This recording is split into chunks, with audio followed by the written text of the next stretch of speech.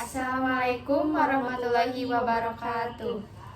Perkenalkan, nama saya Rafa Alfanur Rahman. Nama saya Weprijan Kautsar. Kami dari kelas. Reguler pagi 1A. Kita di sini mau ngapain sih? Iya, tahu nggak? Tahun sekarang itu ada pemilu loh. Hah? Kapan tuh? Bulan depan, Februari. Emang kamu nggak tahu? Oh, tanggal 14 Februari ya? Iya. Nah, kan kita sama-sama baru pertama kali ikut pemilu. Jadi kalau menurut kamu, kita itu harus memilih pasangan presiden dan calon presiden seperti apa sih? Tapi sebelum itu kamu tahu nggak calon presiden dan calon wakil presiden itu siapa aja? Tahu dong. Pasangan nomor urut 1 itu ada Pak Anies Baswedan dan wakilnya itu ada Pak Agus Muhaimin.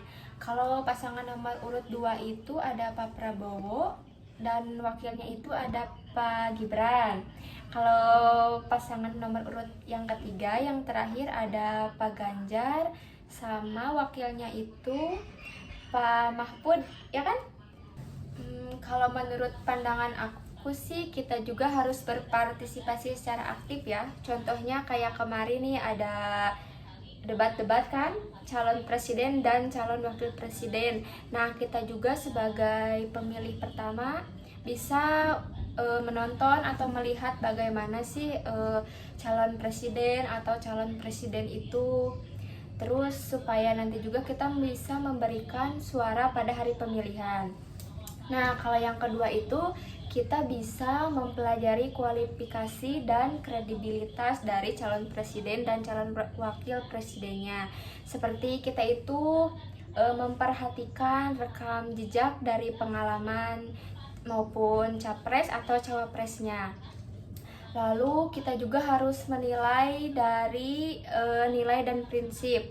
Kita juga harus mempertimbangkan apa tuh yang dipegang oleh kandidatnya, apakah mereka memegang teguh prinsip keadilan atau kebebasan dan perlindungan hak asasi manusia.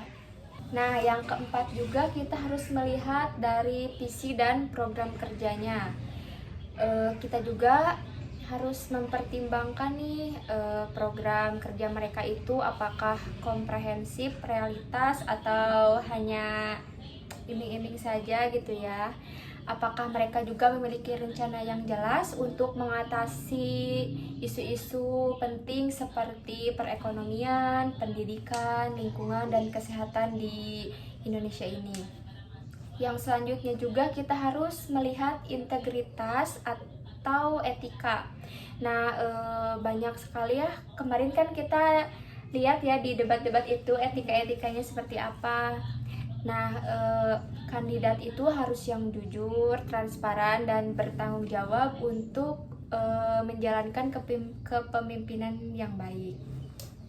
Selanjutnya juga kita harus melihat dari perbandingan dan evaluasinya, seperti melakukan perbandingan antara kandidat yang 1, 2, dan 3. Lalu kita juga kan sebagai peserta pemilih awal nih, kita juga harus sering diskusi atau berdialog kepada orang-orang yang sudah memiliki pengalaman bagaimana sih caranya untuk pemilu ini. Kita juga harus memperluas pemahaman antara kita sebagai peserta pemilu awal dan gimana sih nanti calon presiden atau calon presiden yang akan memimpin itu. Lalu kita juga harus menghormati nih prinsip demokrasi. Kayak kita itu jangan menjatuhkan antara calon presiden yang 1, 2, maupun 3. Nah, yang terakhir juga kita itu harus bertanggung jawab ketika kita sudah melakukan pemilihan. Jadi kita juga harus melanjutkan keterlibatan dalam proses politik atau bisa memantau kinerja dalam prosesnya itu seperti apa sih, dan juga harus berpartisipasi dalam kegiatan-kegiatan baik politik maupun di luar. Nah, dengan beberapa cara tersebut kita jadi tahu nih kita itu harus seperti apa dan bagaimana untuk melakukan pemilihan umum di tanggal 14 Februari nanti. Kalau menurut kamu gimana sih? Kalau menurut aku nih ya, yang pertama itu pastikan kita itu terdaftar sebagai pemilihan tetap. Nah, yang kedua itu cari tahu syarat-syarat sebagai pemilih. Yang ketiga, aktif mengikuti perkembangan informasi soal pemilu. Nah, ini nih yang terakhir, yang penting banget. Apa nih? Jangan golput ya, teman-teman. Yang tadi kan kita udah menjelaskan nih bagaimana caranya menjadi peserta pemilihan umum awal. Nah, selanjutnya bagaimana sih caranya untuk memilih pasangan capres dan cawapres yang baik dan bertanggung jawab untuk 5 tahun ke depan? Kalau menurut aku sendiri ya, cari calon pasangan presiden dan wakil presiden itu yang pertama bertanggung jawab sama janji-janjinya.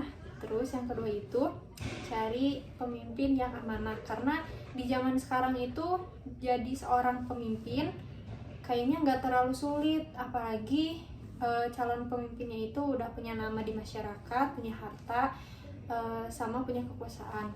Tapi untuk dapat pemimpin yang sesuai keinginan hati masyarakat itu yang amanah, jujur, adil, dan berpihak pada kepentingan masyarakat kayaknya sulit ya. Semua orang pasti bisa dengan mudah mengatakan bahwa mereka pantas menjadi pemimpin yang baik. Nah, jadi dapat disimpulkan kita itu harus memilih calon presiden, dan calon presiden itu yang bertanggung jawab, Yang amanah, yang jujur, yang adil, dan tentunya Jangan jangan janji janji manis di awal saja. Oke, teman-teman. Baik, sekian video dari kami. Saya Reva Alfanur Rahman. Saya Alia Parijal Kautsar.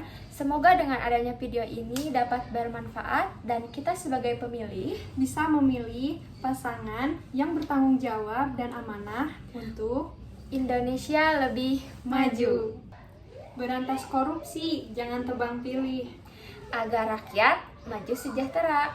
Kalau Anda ingin terpilih, Jangan lupakan anak muda.